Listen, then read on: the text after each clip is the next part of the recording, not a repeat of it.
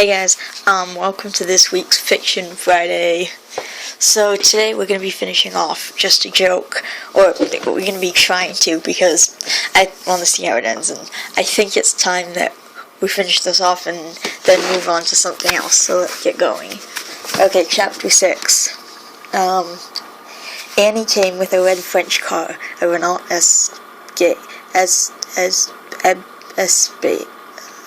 what?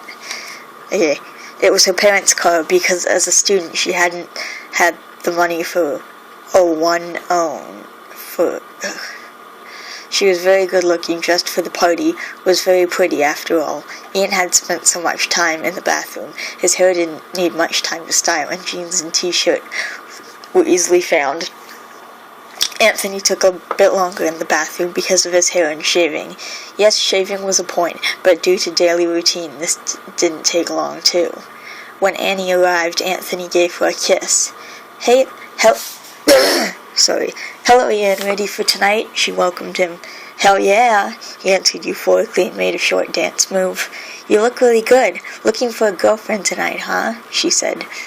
Not better than really good looking. I'm damn sexy, Ian replied. She laughed. Oh, sorry for choosing the wrong words, damn sexy man. I will forgive you, he smiled. Okay, I'm ready, Anthony said. We can go. So the three left the house and drove to the student party. It had 2 dance floors. The first was chart music with some old songs between them, and the second floor was playing techno mix. Oh well, that's not really the music I'm listening to, Anthony shouted into Ian and Annie's ears. It's not so bad at all. If I can dance to it, it's okay, Ian answered. Yeah, the music isn't really good, but you can change the floor if it's getting really bad. First, they ordered something to drink. Because Annie was the driver, she ordered just non-alcoholic drinks. Ian chose vodka Red Bull and Anthony a beer. I don't know if they drink. At the beginning, the second floor was closed, but after some time, when enough people were joining the location, they opened the other floor. Ian rubbernecked, was checking the girls and looked for someone to chat with. He knew that Anthony wanted to be alone with his girlfriend, and he wanted to leave them before they got too flirty, too kissing, and too cuddly dancing.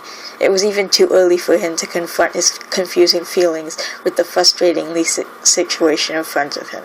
He liked Annie, but his mind was still saying him that he wanted to change position with her, that he wanted to be the one Anthony was hugging, and more importantly, that he was kissing. He was easily jealous. Their ways separated. Ian said he would like to check the chicks and disappeared into the crowd of students. Are you worried about him?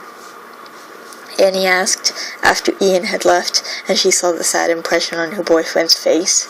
A bit. He seems a little depressed since we are together. I hope he finally finds someone who really likes him. You know, it's difficult for us to find some girl who likes the person we are and not our famous status, Anthony explained. Yeah, I know, she said calmly with a soft smile on her face. Ian hadn't had long to search. He found a group of 4 girls and began to chat with them, not the usual flirty chat. He asked what they were studying and followed them on the dance floor. He was a good dancer, and he knew that girls liked it when they could dance with a male partner, so he moved to the music and glanced at the girls to find out which one was more his type, or more drunk to be ready for a closer dance. He alternated between them, and after some time his result was that 2 of them didn't want to dance with him. Well, too bad for them, and one of them had a boyfriend. So just one had left. When both began to dance more intimately, she asked a question which Ian wished she would never have asked. I have a weird question. Would you like to ask it?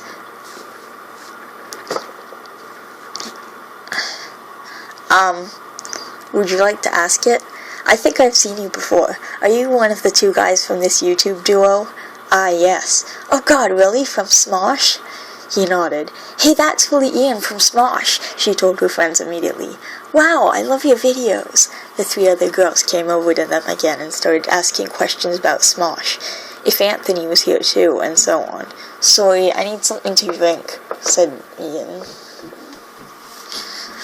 Ian apologized and disappeared. Shit, I was so close. Now I have to start again. He went to the bar and ordered another alcoholic drink. Suddenly he saw Anthony, who was looking in his direction. After only a few seconds, their eyes met, and both were holding the expression. Ian thought if he should tip him off the 4 girls, but Anthony wasn't alone. If they would see Annie, they would leave. Ian drank his glass empty, which destroyed the glance with his best friend, who was standing some meters away, and left the bar. He had to find another girl, who had to play with his charm again and eventually find some girl, even for some fun for one night. The more alcohol Ian drank, the more desperate he got. The truth hit him right on the head, and it wasn't what he liked to expect. After some time, he was chatting with some other girls from a different university when Ian felt something on his arm, something warm.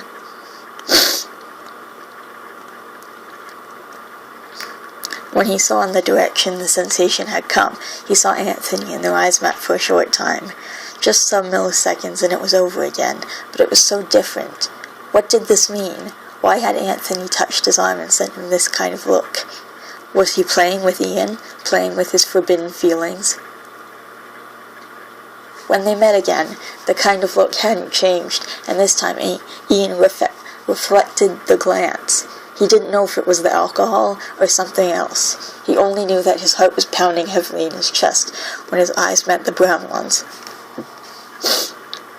He saw Anthony saying something in Annie's ear, and then he left her and pushed his way through the crowd to Ian. When Ian recognized that he was coming in his direction, he held his breath.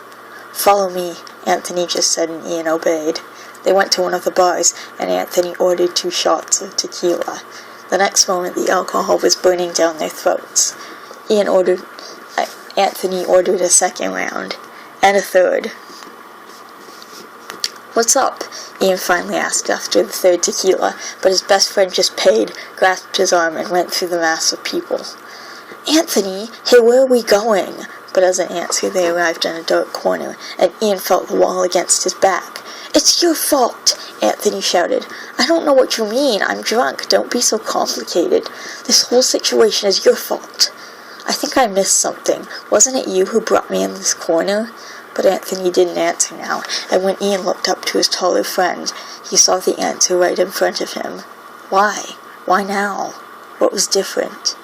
And then he felt the sweet, the gentle, and the so adorable lips on his own again.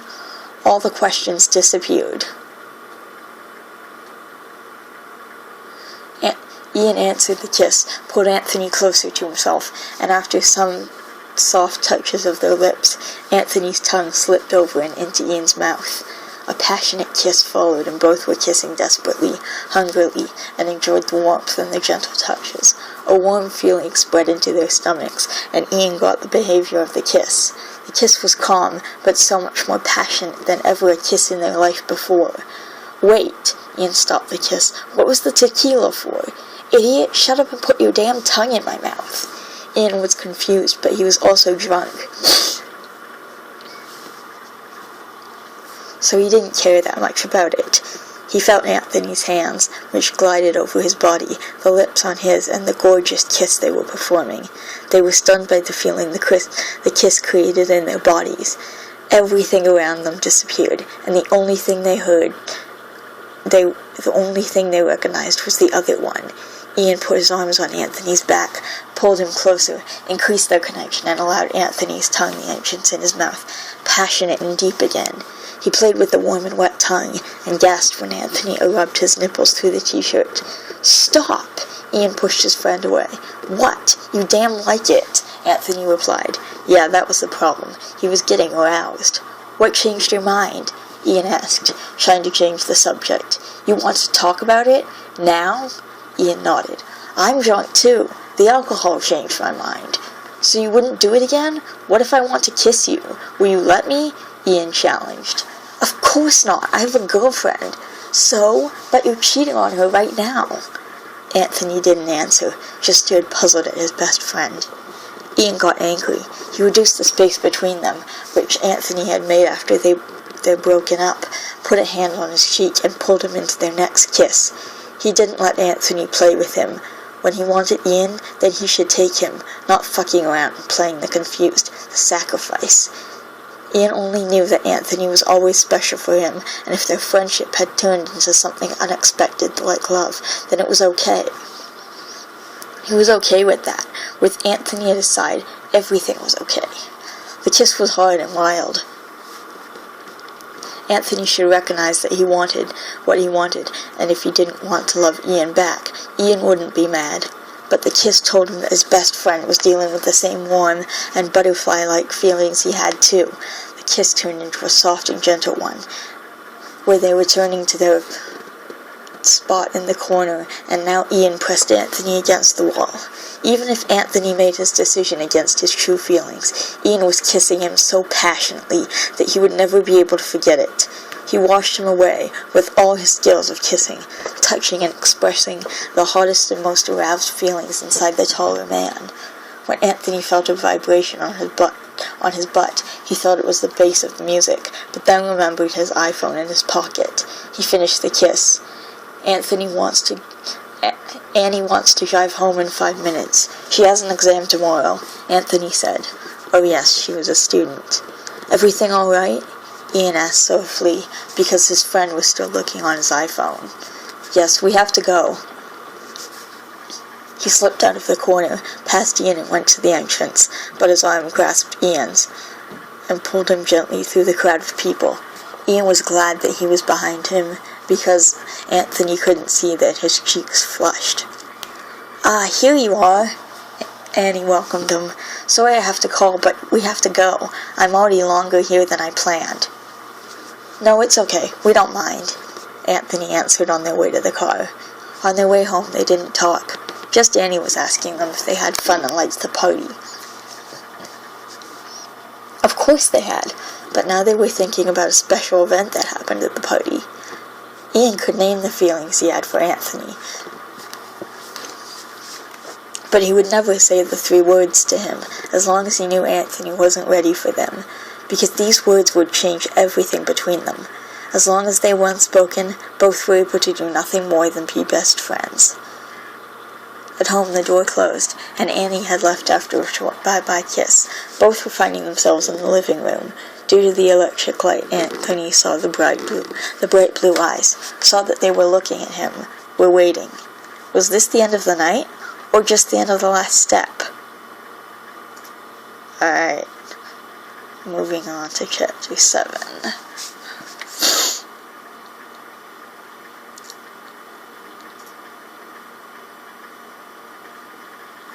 Hold on a second. It's doing something. I don't know what it's doing. Come on.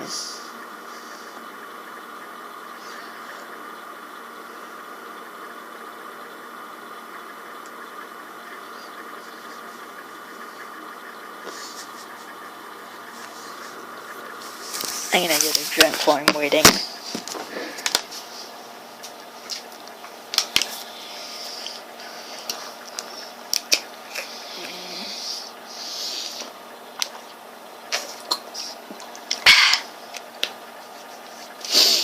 Ah, crap. Sorry guys, it's doing weird stuff.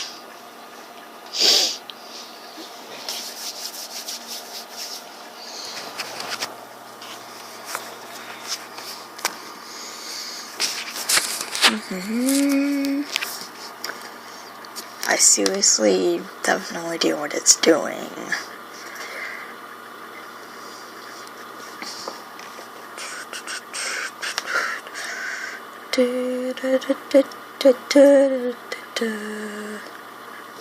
Alright, give it a second.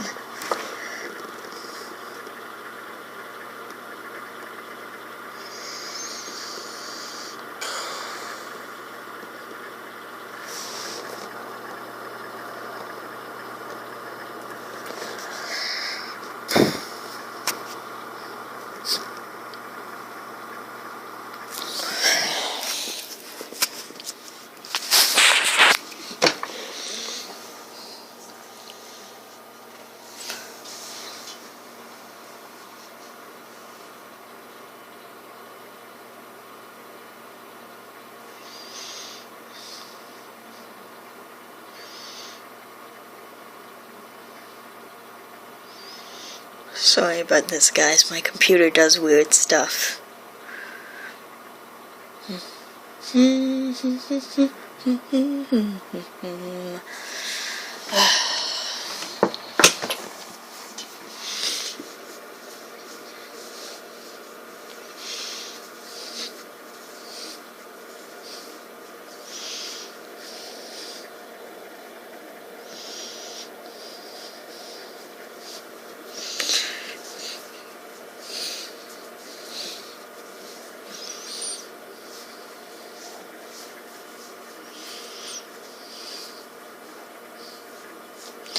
Give it a second, it's almost done, I think. This is driving me crazy.